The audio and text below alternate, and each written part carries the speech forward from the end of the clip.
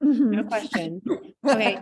You're saying the word egoic a lot, and I just want to be sure that I'm interpreting that correctly.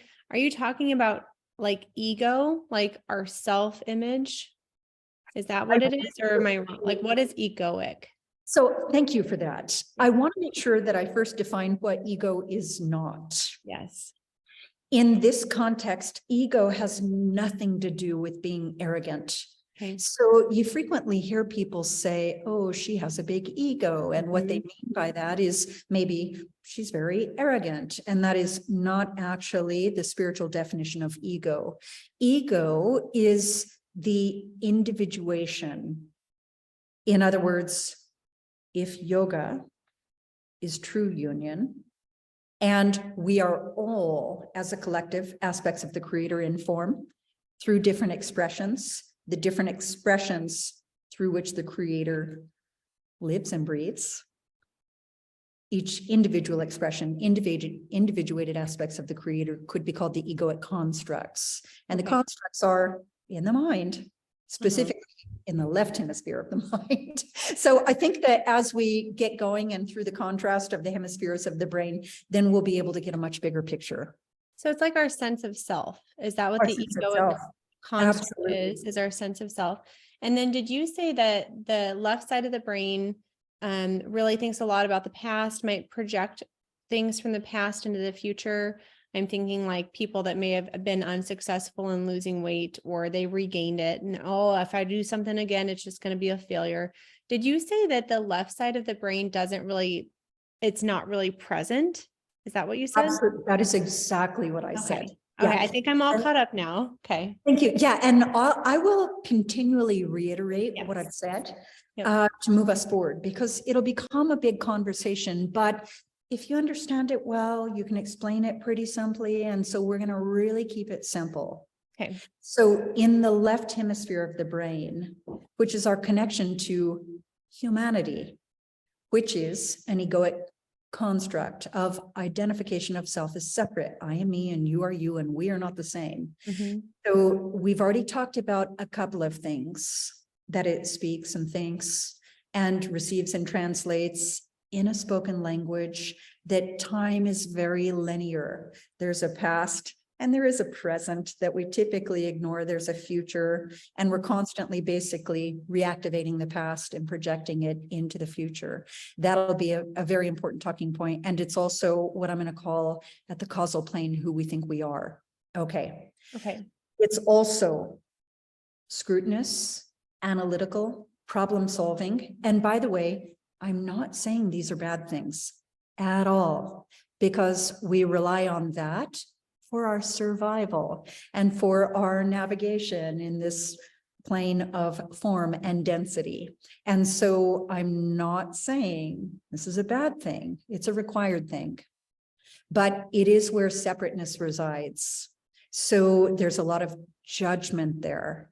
We use that judgment, by the way. Again, there's that thing about history. We take experiences in the past and project it into the future, typically based in fear, judgment, separateness, and not kind of transmuting our perceptions. So that'll be an important talking point. Okay, so left hemisphere so far is just your connection to your humanity, and it's where identification of self as separate, discernment of time being a past, a present, a future,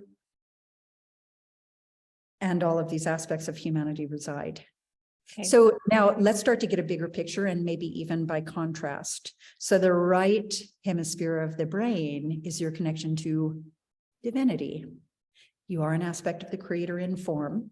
And by the way, I want to mention that who you are in truth, which you might call spirit, actually has no cultural identity, socioeconomic status, birth order, nationality, and all the ways that we use to define ourselves in the egoic construct.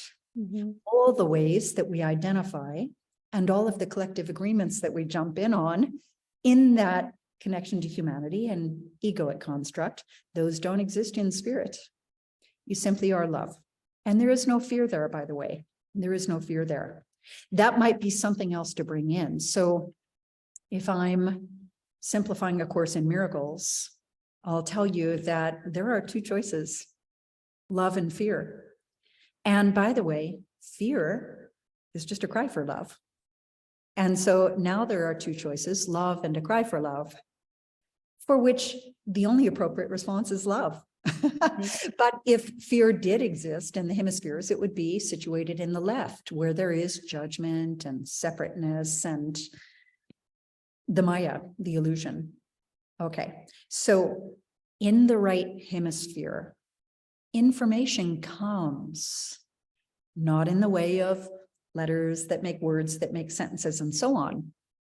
Information comes in feelings and impressions that are really understood without words being translated. We call that intuition.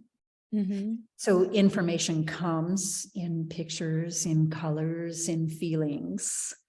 There is no time. There's only now, pure time presence. And if there was time, it would be maybe a vertical stack of ascension, which I'm actually going to call lightening the frequency, most of which is letting go of, by the way, most of those fear-based constructs in the left hemisphere connection to humanity. Okay, so the right hemisphere, now we have the connection to divinity, where you know actually who you are in truth as an aspect of the creator in form. So I think with that introduction of left hemisphere being where, so in the beginning, you called it something like a mindset, right? So I want to go even deeper. That's why we started with this. You said I'm a linear learner.